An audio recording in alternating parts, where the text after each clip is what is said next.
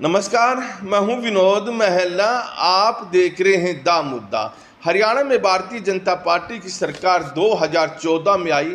कुरुक्षेत्र जिले के अंदर थानेसर के विधायक सुभाष सुधा बड़े ताकतवर रहे और इस सरकार में जो चाहा वो उन्होंने काम करके दिखाया है।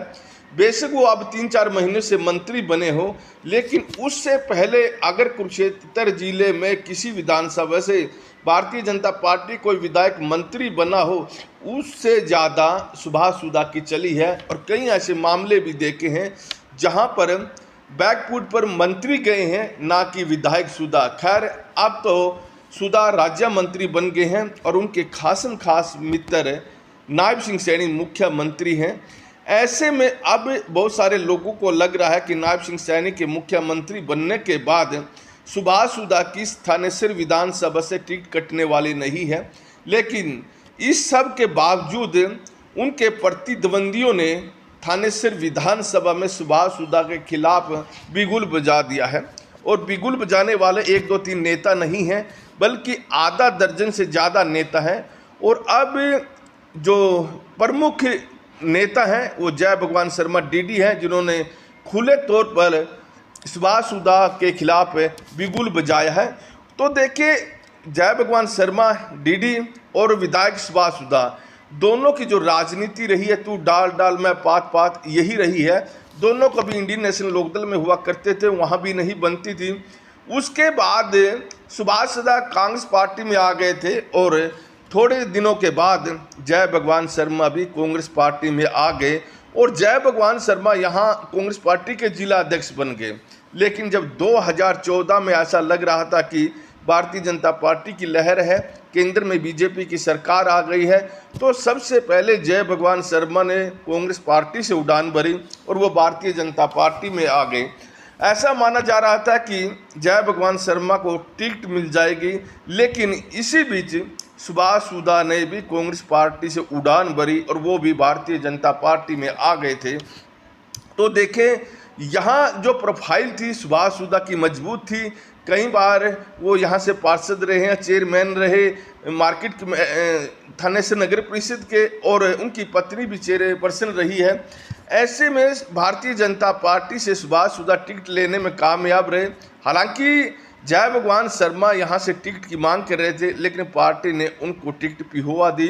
कम मार्जिन से वो पिहोवा में चुनाव हारे। खैर, उसके बाद वो जेजेपी में भी चले गए थे, लोकसभा का चुनाव लड़ा और फिर भारतीय जनता पार्टी में आ गए। खैर, अब सुभाष सुधा एक मजबूत विधायक के तौर पर भारतीय जनता पार्टी में अपनी गिनती करवाते हैं। लेकिन यहाँ अब जय भगवान शर्मा डीडी ने उनके खिलाफ बिगुल बजा दिया और उन्होंने बहुत सारे आरोप लगाए हैं। उन्होंने कहा कि 2019 के विधानसभा चुनाव में अगर सुभाष सुधा की जीत हुई है तो उसमें उनका बड़ा योगदान रहा, लेकिन जीतने के बाद विधायक सुभाष सुधा ने उनकी पूछ नहीं की।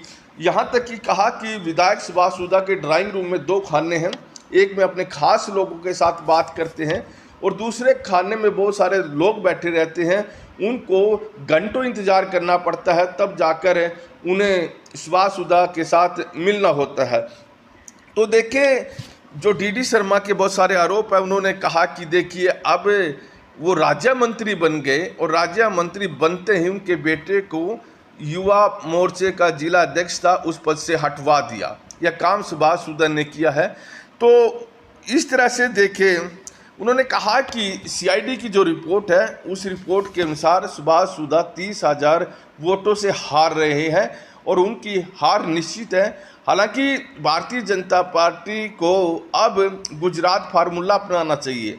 यह सलाह भी जय भगवान शर्मा डीडी ने दे दी है कि गुजरात में जिस तरह से बड़े बड़े मंत्री हो और कई बार विधायक बने, उन लोगों का टिकट काट दिया था और भारतीय जनता पार्टी पहले से ज़्यादा सीट लेकर आई है।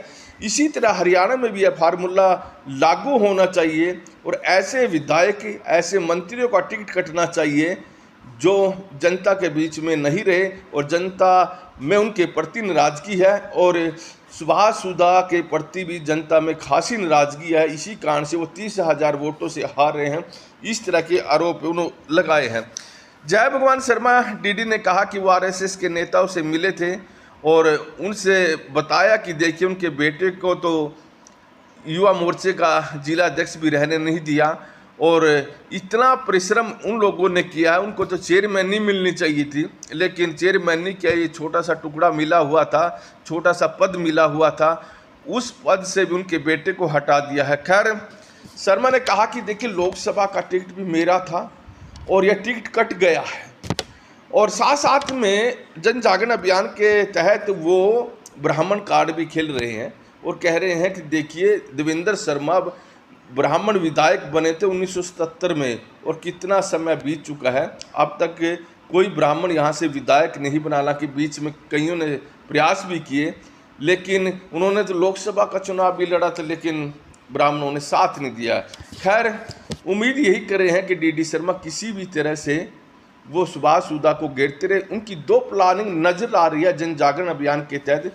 पहली प्लानिंग तो यही कि वो चुनाव 100% लड़ेंगे, और दूसरी यही है कि वो प्रयास यही भी करेंगे कि सुभाष सुधा का टिकट किसी तरह से कट जाए और उनको टिकट मिल जाए।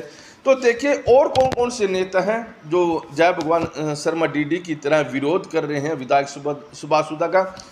कृष्ण बजाज 2009 में विधायक का चुनाव लड़ चुके हैं, हारे थे, और कृष्ण बजाज ही कुरुक्षेत्र में भारतीय जनता पार्टी के बहुत पुराने नेता हैं और थानेसर में उनकी पकड़ है। सामाजिक तौर पर भी उनकी पकड़ अच्छी खासी रही है। और देखें तो कृष्ण बजाज की भी इच्छा है कि वो भारतीय जनता पार्टी के टिकट पर चुनाव लड़े, और वो भी खुलेआम सुभाष सुधा का विरोध कर चुके, अपने समर्थकों की बैठक बुला चुके हैं। कृष्ण बजाज न केवल सुभाष सुधा के आलोचक हैं, बल्कि पूर्व मंत्री अशोक रोड़ा की भी आलोचना करते रहते हैं, और उन्होंने दावा ठोका है कि अगर पार्टी उनको टिकट देगी वो चुनाव लड़ेंगे। और कृष्ण बजाज के पास भी एक अच्छी टीम है, उनके पास समर्थकों की कोई कमी नहीं। खैर, अब यह देखने वाली बात रहेगी क्या कृष्ण बजाज सुभाष सुधा का कितना मुख रोककर विरोध करेंगे या फिर नहीं। बात करें मदन मोहन छाबड़ा, जो कुरुक्षेत्र विकास बोर्ड में है, पहले भी यहाँ पर जो मानस सचिव रहे हैं, और अब 48 कोष की जो परिधि है उसके लिए जो निगरानी कमेटी बनाई है उसके चेयरमैन भी हैं। मदन मोहन छाबड़ा की बहुत इच्छा है कि वो थानेसर से विधायक बने, भारतीय जनता पार्टी के टिकट पर वो चुनाव लड़े, और स्वामी या बाबा ज्ञानानंद के वो बड़े अच्छे शिष्य माने जाते हैं, उनके साथ अच्छी बनती है, और उनका सारा दारमदार है ज्ञानानंद के भरोसे है कि ज्ञानानंद उनको टिकट दिलवा दे, और उनकी भी सुभाष सुधा के साथ बनती नहीं है। लेकिन मदन मोहन छाबड़ा की एक है कि वो अंदर खाते लड़ाई लड़ रहे हैं, वो बाहर आकर लड़ाई नहीं लड़ रहे हैं। और कहीं ना कहीं जब लड़ाई लड़नी होती है कि जो नेता अंदर खाते लड़ते हैं उन्हें जीत कब मिलती है, और लड़ाई में जीत तो उन्हीं की होती है जो मुख रोक लड़ते हैं। लेकिन कहीं ना कहीं देखें, मदन मोहन छाबड़ा अंदर खाते ही अपने जो मुंह में लड्डू फोड़ रहे हैं कि वो विधायक बनेंगे, टिकट मिलेगा, लेकिन बाहर आकर उनकी लड़ाई कमज़ोर दिखाई देती है। खैर, गुरदयाल सुनेडी भी इस दफ़ा सुभाष सुधा के बिल्कुल खिलाफ हैं। गुरदयाल सुनेडी बीजेपी में है, वो भी कहीं ना कहीं मुख रोकर विरोध करते हैं, और अगर चुनाव में सुभाष सुधा को टिकट मिलता है तो वहाँ गुरदयाल सुनेडी की क्या स्थिति रहेगी वो देखने वाली बात रहेगी। हालांकि ऐसा माना जा रहा है कि वहाँ नीचे नीचे गुरदयाल सुनेडी भी विधायक सुभाष सुधा का विरोध कर सकते हैं। तो देखिए, गुरदयाल सुनेडी की भी पकड़ अच्छी खासी है। थानेसर विधानसभा में जिला परिषद के चेयरमैन रह चुके हैं, और रोड बेल्ट में उनकी पकड़ ज़बरदस्त है। तो ऐसे में कहीं ना कहीं अगर गुरदयाल सुनेडी जैसे नेता विरोध में उतरे तो निश्चित तौर पर सुभाष सुधा को इसका नुकसान उठाना पड़ सकता है। तो देखिए, धर्मवीर मिर्ज़ापुर भी टिकट मांग रहे हैं, और बहुत पुराने कार्यकर्ता हैं। धर्मवीर मिर्ज़ापुर के समर्थकों का भी कहना है, देखिए अगर कोई 35-40 साल से राजनीति थानेसर की कर रहे हैं, वो धर्मवीर मिर्ज़ापुर कर रहे हैं, ये दूसरे लोग यहाँ तो बाहर से आकर विधायक बने हैं, इस तरह के आरोप लगाते रहते, जनता के बीच में ऐसी बातें छोड़ते रहते हैं। खैर, देखिए क्या सुभाष सुधा का टिकट कट जाएगा। देखिए, राजनीति में कभी भी कुछ भी हो सकता है, लेकिन मौजूदा स्थिति में ऐसा नहीं लग रहा कि सुभाष सुधा का टिकट ये लोग कटवा पाएंगे। कारण है कि मुख्यमंत्री नायब सिंह सैनी सुभाष सुधा के खासम खास हैं, और यहाँ तक कुरुक्षेत्र में तो इन दोनों को जय और वीरू की जोड़ी कहा जाता है, यानी शोले फिल्म में और जय और वीरू की जोड़ी थी। ठीक इसी तरह से यहाँ कुरुक्षेत्र की राजनीति में जय और वीरू की जोड़ी सुभाष सूद और नायब सिंह सैनी को माना जाता है। जब नायब सिंह सैनी सांसद थे तो उस समय से दोनों की दोस्ती है। तो अब तो हरियाणा के बड़े बड़े नेता भी अगर नायब सिंह सैनी से कोई काम करवाना होता है तो वो सुभाष सूदा को आकर पकड़ते हैं, और सुभाष सूदा को पकड़ लिया तो मतलब काम हो गया। अगर सुभाष सूदा ने हाँ भर दी तो यह माना जाता है कि नायब सिंह की सैनी की हाँ है। ऐसे में यह भी कुरुक्षेत्र के अंदर प्रचार है कि कुरुक्षेत्र में जब भी मुख्यमंत्री नायब सिंह सैनी अपनी कोठी पर रहते हैं, किसी कार्यकर्ता कोई खबर नहीं होती, केवल सुभाष सूदा को ही अपने पास बुलाते हैं।